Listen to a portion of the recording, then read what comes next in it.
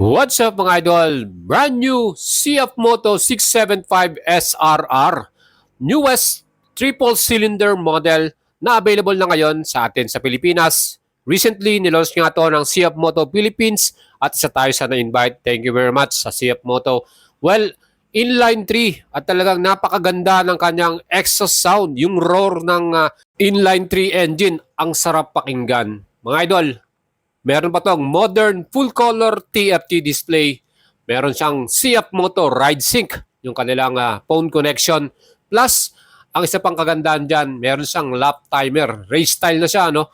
At itong sports bike na to, well, talagang fully loaded din at full pack na to para sa isang sports bike category model. Di lang yan, napaka-futuristic ng kanyang appeal, ano? Pagdating sa kanyang taillight design, LED rin at integrated na rin ng signal light dyan. Well, mga idols, kung interested kang malaman lahat ng full specs and details nito, tara, samahan nyo ako. At ito nga ay nilaunch ng CF Moto Philippines here at Silo BGC. And I'm so thrilled and excited na makita personal ito at masakyan. Well, hindi naman tayo nagkamali at talagang sobrang namangha tayo sa kanyang style at design. Ang pogi talaga nito mga idols. Personally, ang sarap niyang titigan, ano? Especially kung ito'y nasa inyong garahe na. Siguradong may in love ka rito. So yan mga idols, ang ating brand new model 675RR. Ang color na to ay Nebula White. So we have two color option. Nebula White, kung saan yung mga pairings and yung kanyang tangke ay color white. And meron tayo isa pang color niyan, Nebula Black. Saan yung kanyang pairings naman ay black color or gray combination and color black yung kanyang tangke. And mga idols, bago natin sa inyo ihatid ang mga specs and features nito, congratulations sa CF Moto dahil first ever world champion sila sa Moto3 MotoGP Championship. So napakaganda, si David Alonso yung kanilang rider ay naging world champion. First Chinese constructor champion yan. So kauna-unahan ang CF Moto. With that, congratulations, bagong milestone para sa kanila. Mga idols, ang signature headlight design nito, yung checkmark style, nakita nyo yung pinaka-kuwet na sa kanyang ibabaw. Yan po ay full LED lightings, pati na rin yung kanyang headlight, taillight, at yung kanyang mga signal lights. Plus head turner yung kanilang taillight design dito, futuristic yung design, at integrated na rin yung signal light mo dyan, plus yung brake light, mga idol. Kita nyo, itsura niya, ang astig, di ba? Moving on, check naman natin ang kanyang pinaka-puso or yung engine type nito. Crafted by die-cast aluminum. Yan po ay lightweight, kaya talagang maganda yung agility natin dito. Plus, yan po ay may total displacement 674cc, inline 3, 12 valves, double overhead camshaft, at meron tong 6-speed gearbox plus equipped ng quick shifter. Upshift yan. Well, mga idols, ang kagandahan dito, meron din tong CF Moto sleeper clutch plus yan po ay naka-ride-by-wire. Ganon katindi ang ating engine dito. Ang kanyang max power, 93.8 horsepower, 11,000 RPM, at maximum torque yung arangkada niya, 70 Newton meters, 8,250 RPM. Talagang ginalingan ng mga CF Moto engineers nila at designers, And syempre, itong model na to, pagdating naman sa kanyang chassis, yan po ay naka-steel tube.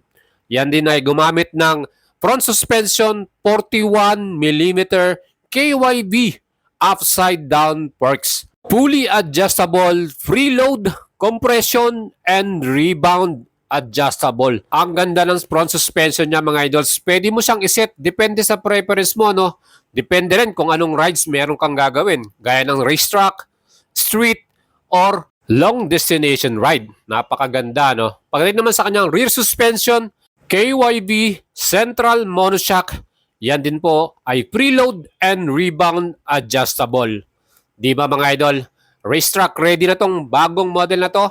Well, pagdating naman sa kanyang stopping power, yan naman po yung naka-dual disc sa front, 300mm. Very massive na, laki.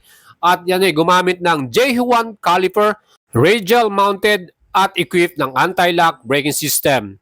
Talagang antindi ng stopping ability nito. Brake call, yung kanyang takip sa pinaka-brake niya, yan po, nag-i-improve yung cooling niyang brakes natin. So meron siyang dahilan bakit may takip yung lugar na yon. At syempre, rear brake naman natin, single disc, single piston, JH1 caliper, equipped din ito ng anti-lock braking system. And additional for safety, meron din itong equipped na traction control system. Adjustable yan with 2 levels of traction. Moving on, yung kanya namang wheels ay made of aluminum alloy mga idol And ang front tire size nito ay 120/70 17-inch. At yan po ay gumamit ng CST tire. Sa likod naman, ang kanyang tire size 180/55/17. Tubeless din, CST tire din ang brand na ginamit nila dito. Well, pagdating naman sa dimension, ang sukat ng wheelbase nito ay 1,400mm, ground clearance 140mm, and ang wet weight 195 kilograms. Ibig sabihin, included na ang gas at oil nito.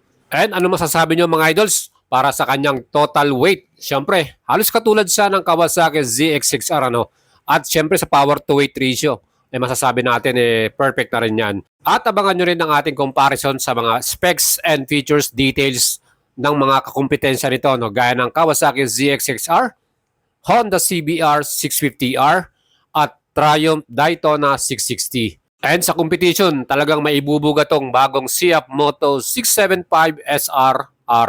Talagang ang lupit niya, fully loaded. Mga idols, pagdating naman sa kanyang pinaka other features, sabi ko nga sa iyo, naka ride by wire ito, may phone connection, yung CF Moto Ride Connect, and navigation ready na rin. Plus, syempre pa, may USB Type-C socket na rin ito. So, pwede na rin tayo mag-charge ng ating cellphone. So, kumpleto talaga, With 5-inch TFT color display, talagang super sulit ang bagong model na to dahil yung kanilang reveal ng price nito ay doon tayo nagulat lahat mga idol. Siyempre, yung mga kompetensya nito, almost 500,000 plus at mayroon pang umabot ng 700K. Eto mga idols, nasa 400,000K lang or SRP 438,900 pesos. Ganon ka-affordable at very reasonable ang kanyang presyo. With all these advanced features at yung kanyang very aerodynamic design at meron siyang aero winglet din sa pinaka-front niya, nag-add pa yan ng mas mapoging looks para sa kanyang side fairings, yung winglet na yan. Astig talaga. So mga idol, ano pang iniisip ninyo? Napaka-pogi nito, checkmark style, yung kanyang pinaka LED headlight. Napaka-moderno, Yung susiyan niya, special din yan, meron siyang security features para nakasecure ang ating sports bike model na to. And additional, pagdating sa kanyang riding position, yung posture natin dito, hindi siya katulad ng Kawasaki ZX6R na sobrang aggressive or yung sub-sub talaga. Ito, relax pa rin tayo. So pag long rides ay mas perfecto. That's it mga idol. Kung gusto nyong bumili nito, ay available na sa Motostrada Caloocan. Again, 2 colors available, Nebula White and Black. And if you like my feature today, please don't forget to comment at subscribe to my YouTube channel. Shoutout sa inyo.